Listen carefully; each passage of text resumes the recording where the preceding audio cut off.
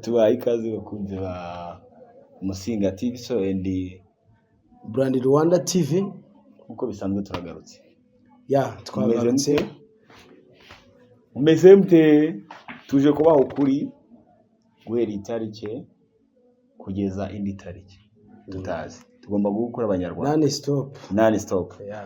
Welcome Musinga TV show na Brand TV Rwanda.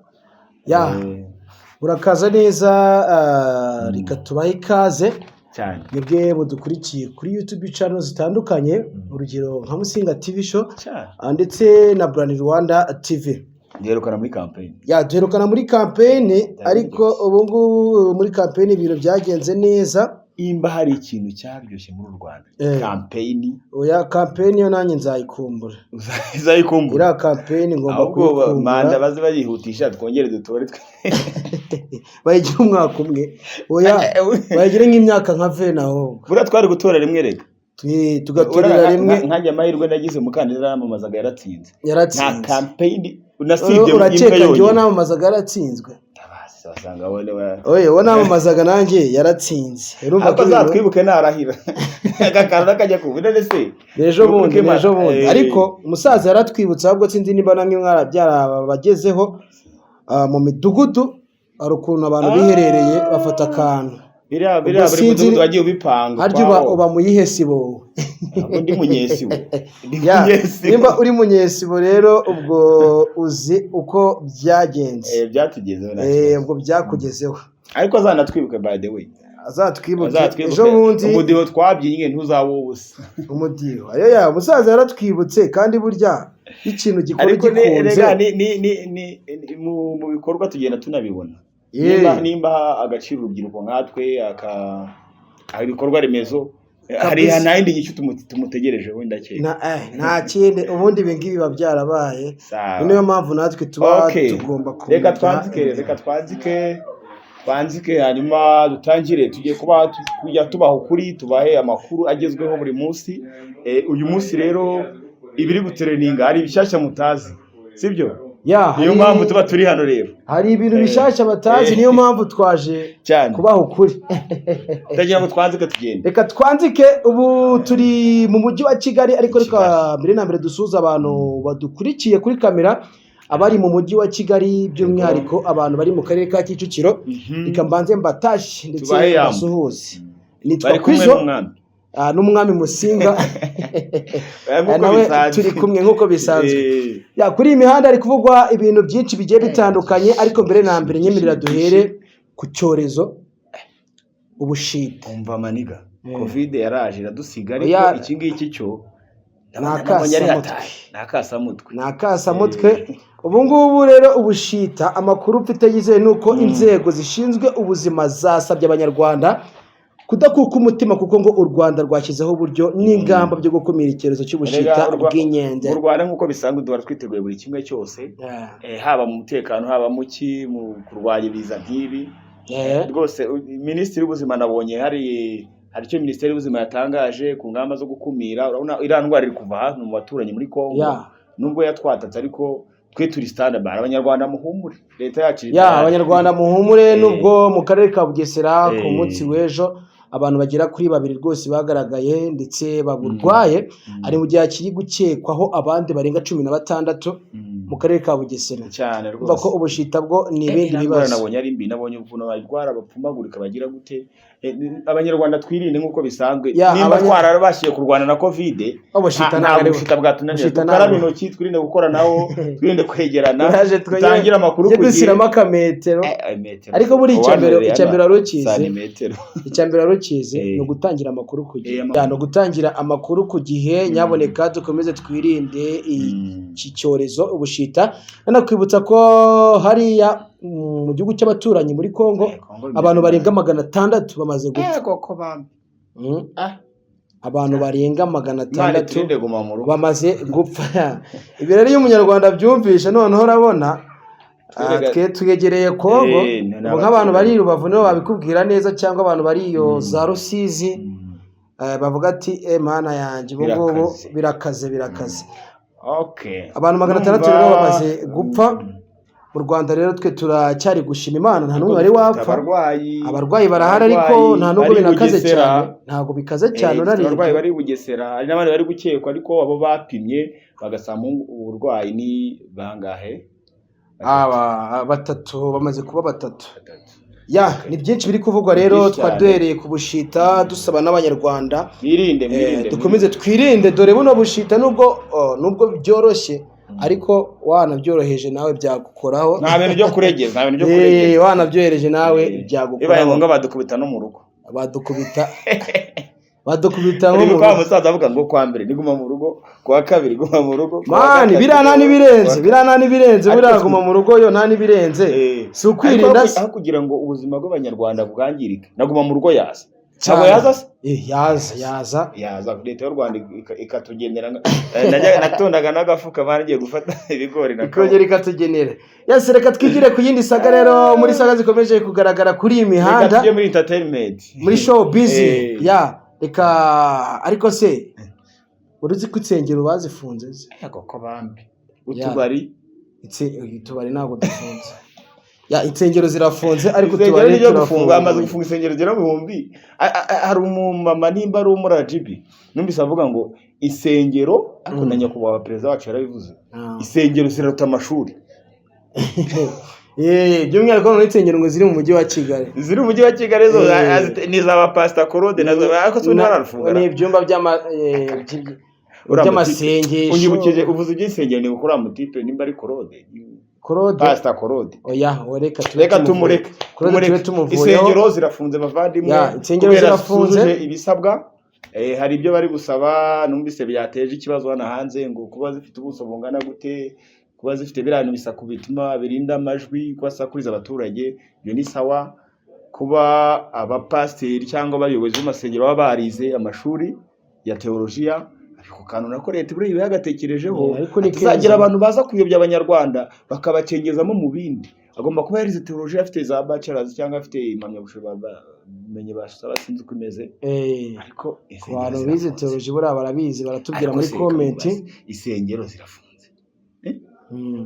Wenda reka two kujya gufata insengero ngo tuzigereranye n'utubari nk'uko abantu. Sinibaza ukuntu umuntu ari gufata umupasiteri ari kujya kuri social media akavuga ngo kuki badafunga tubari. Ubwo no kuvanga idini rye yarigeranyije n'akabari. Ese wari wumva mu nsengero baza gushakamo abasinzi? Wapi? Mu nsengero bajya barwaniramo? Ntago barwana. None nawe urafata urusengero akarugeranya n'akabari ko. Ngo ni ufite ikosa. Nimba RGB iri kureba igasanga akavuga ati isengero zifite kuki se amafaranga araboneka pe. Sibyo? Ara naho nabonye bari gutera swagati bafashe amafaranga bibakiramo amahoteli, biyubakira iki, ariko ibyo madokeya ni business bari barimo yabo, ariko ntabwo bafata urusengero ngo rugeranye n'akabari. Insengero kuzifunga ni sawa, bazifunge nizuzuza ibisabwa, bazifungure tujye gusenga. Ese utajya gusenga? Ndasenga, ariko buriya ndasenga kandi burya kuba ukijijwe ntibivuze ngo ujye uhora hehe mu rusengero. Ahubwo barayoboka idini gakondo, naye idini gakondo ryayo. Imana y'u Rwanda irone namwe. Insengero bazifunge, bazazifungura nibuzuza ibisabwa, ariko ayo yari amakuru nari gutereninga cyane. Icyo twakisabira abanyarwanda no kudakuka imitima, kuko ibi byose no kuri leta y'u Rwanda badutekerejeho igasanga koko ibyo byose biba bikwiye gukurikizwa. Ubwo nimba ari cyo bagusabye guhindura ku rusengero rwawe cyangwa se amarange mwikumva ko hari igikuba cyacitse, mwikumva ko hari igikuba cyacitse, ariko kandi twongere duhwiture abantu. Hari abantu bari kurenga ku mabwiriza bakajya gusenga mu buvumo mu byumba, bagafungura n'izo sengero se bakajyamo. Hari ukuntu ndetse abo ngabo ahubwo ubundi bwo kiba cyamaze kuba icyaha, aribo nayo ibe hafi. Kiba cyamaze kuba. Impamvu hari n'uwamaze gutabwa muri yombi, sinzi ari pasiteri hehe. Amukubise pingo namubonye ameze gutya. Ko bane leta ntidibakina. Yamaze gutabwa muri yombi kubera ko nyuma yo gufunga insengero yarenze ku mabwiriza, we n'abagenzi biwe bahita bajya gusenga. Yabajya gusenga. Hari ibyumba by'amasengesho byari byarabaye byinshi rwose mu mujyi wa Kigali. Reka gusenga kuba byinshi ntacyo bitwaza, kuko bari abantu bafasha n'imitima. Ariko leta niba yagiyemo kujya isesengura irebe se ibyo byumba biri gufashirizwamo abantu bari gukira, ahubwo igasanga hari umwanda, hagasanga nta bari gubangamira abandi mu rusaku, nta bwisanzure buhari, nta suku. bazifunge nabo babafunge nibateza swaga. Erega bino byumba sorry gato bino byumba by'amasengesho binabiramwe ibintu byinshi rega. Niyo mpamvu haraho bavumbuye abaramizindi diro kabisa kuhafunga ngiye rwose mba numva leta nta kibitakoze kabisa. Nk'urugero nkaho bita ngo kwa Grace ni Pastor Grace yari yarishingiye icyumba cy'amasengesho.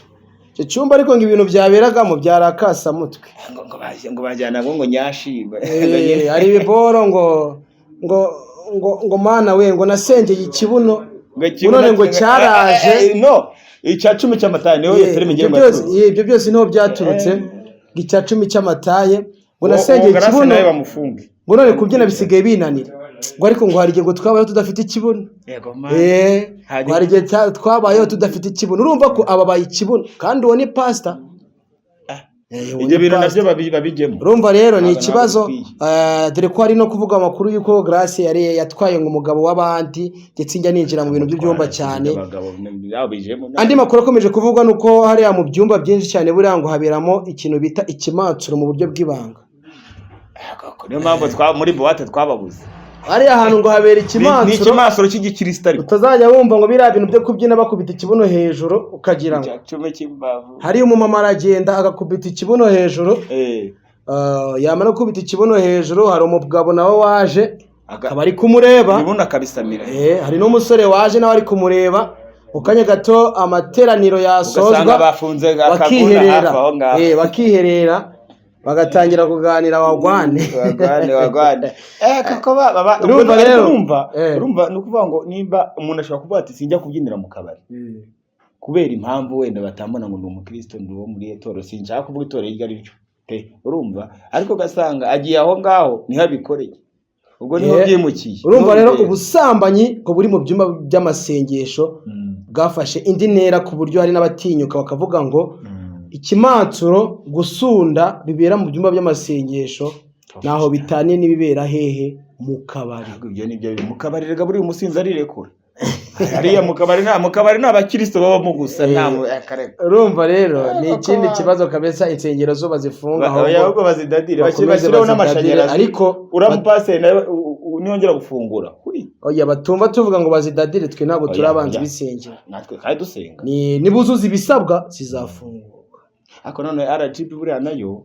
hari akandi kantu buriya kagombye kugira kubanza kwigisha yego barigishije ariko buriya usaza nk'urusengero wenda rubura nk'amapave ya parking ukavuga ati wenda nguhaye amezi 3 sibyo urubikoze kuza gufunga noneho nyuma ukaza kuba ariho ubona ikibazo cyuko ukiye gushyiramo imiyaga yo korohereza bagombye byibura no kubasaba ababyeyi nimba babona bikunda nimba babona urusengero rwabo raga sound proof sibyo abo bati tubahaye amezi 2 cyangwa ukwezi kumwe ariko guhita ukinga ariko bari baratanze igihe cyo gukemura ibyo bibazo byose muri make bamwe ubwo ntago bari babizi ariko nyine uko numvise ari kuvuga ngo ntago babizi ngo baraje bafunga ngo baje bagira gute ngo baratunguwe ariko ubu hari haratanzwe igihe haratanzwe imyaka yo kuba ibyo byose byaramaze twikomereze rero amakuru uri benshi ku mihanda byamaze gukemuka mu nsengero amakuru y'abari menshi tukiva mu nsengero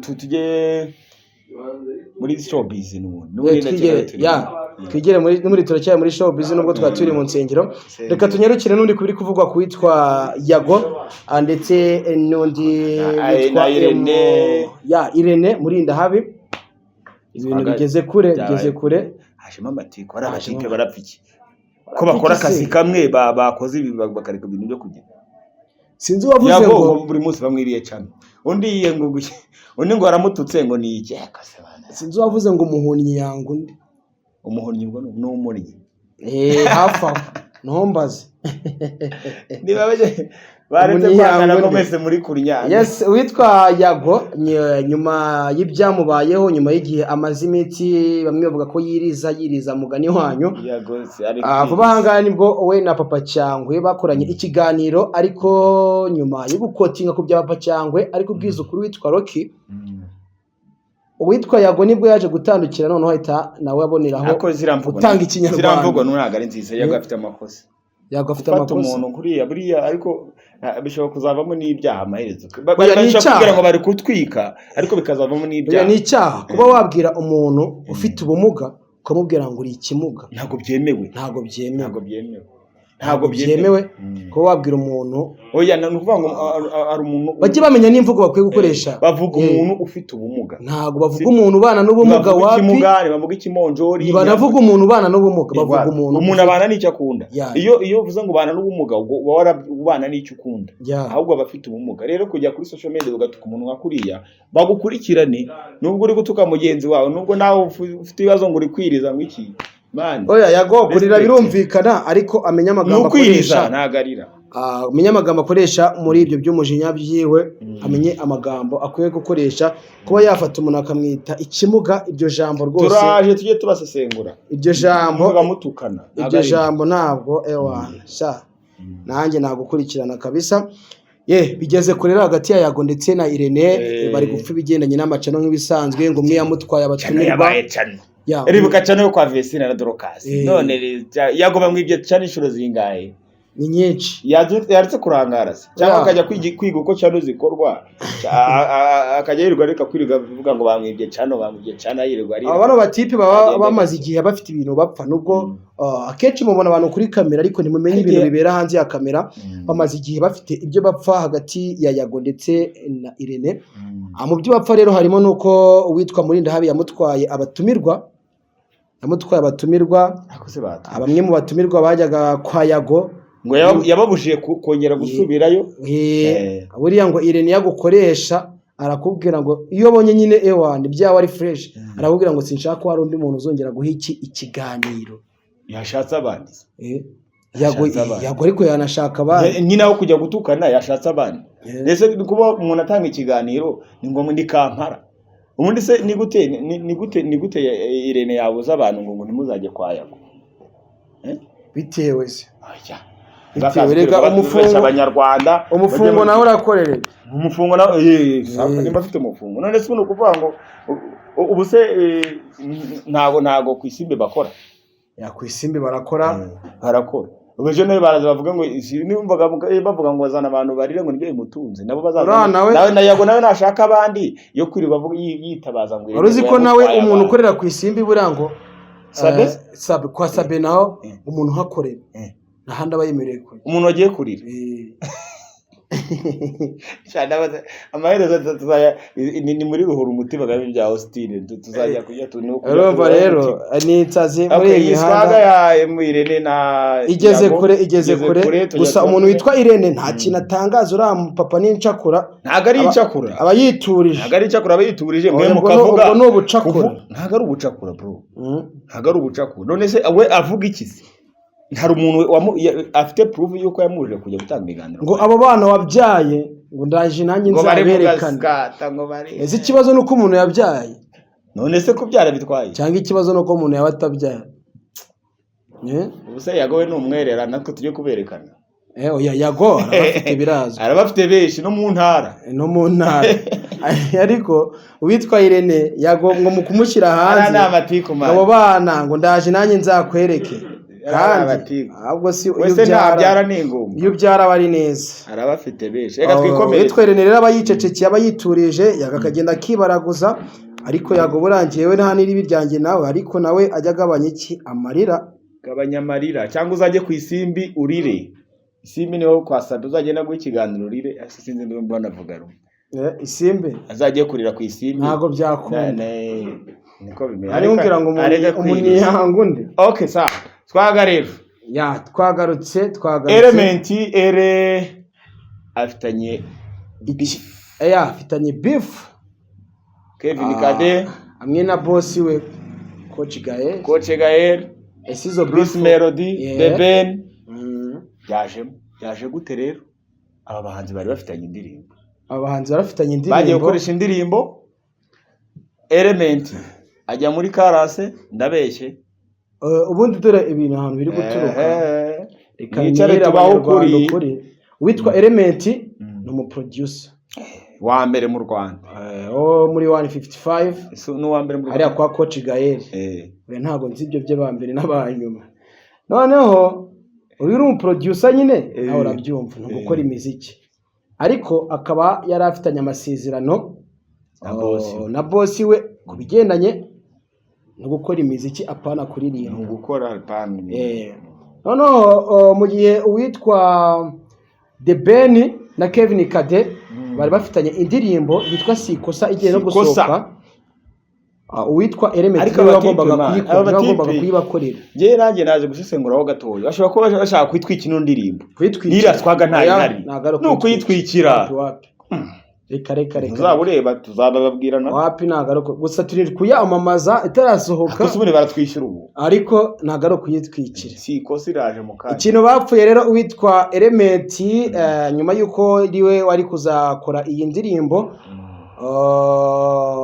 yaragiye arayikora arayisoza nk'umuproducer noneho ntago bamusabye kuyiririmbamo ukuntu byagenze abanyarwanda babyumve neza mwumva ukuri wehe yumvisha indirimbo ari nziza arababaza ati ese ntimwareka ikarasi nkayiririmba kandi wibuke ko iriya ndirimbo ya Element iriya Fudetwa uribuka ko iriya ndirimbo yari ya Element kuva na kera sibyo noneho kugira ngo ntuzaze kwirimbamo melody nawe yabyumvise gutyo yaje kuri Element ukuntu byagenze we yasabye kuba yaririmbamo karasi bitewe nuko yumvishe indirimbo ubwo yabisabye yabisabye Kevin Kade rega indirimbo ni ya Kevin Kade ni ya Kevin Kade ndabizi kandi nawe akaba yarasabye collabo The Ben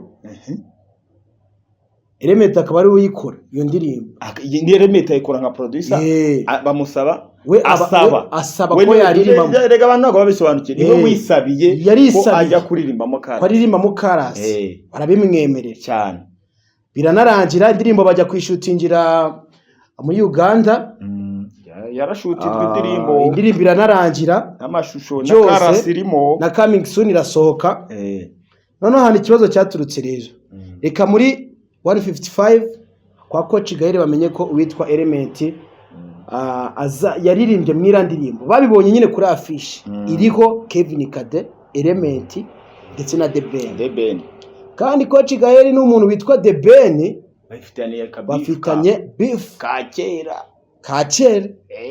reka basabe uwitwa Element uti ijwi ryawe niridasibwa muri iyo ndirimbo cyangwa uve hano tugiye gukwereka ibyo tugukorera burandi mviraha vamo cyangwa umviraha ubu rero igemo tugiye kureba Element ko ari umugabo Element yamaze kuba umugabo kuko ku munsi weje nibwo nabonye atangaza ku rukuta rwe rwa Twitter mu byo yatangaje nibuka neza harimo mu ndirimbo cyangwa ave muri CD yaravuze ati ubu ngubu tayari urugamba ruratangiye ati nahoze ubyo yavuze ngo nahoze kera mfite inzozi zo kuzakorera nde kuzagira na projet n'uwitwa nde Tayiga avuga ni The Ben ngo Kigali harya ni tina Tayiga tayari ikibazo kiba kigiye mu The Ben rero neka witwa The Ben nawe mu byo yatangaje nashinge CD ya Element The Ben yaravuze ati tayari kuva igihe kandi The Ben ntari biryo ubyibuke nta nubwo avuga amagambo umuntu wawicecekeye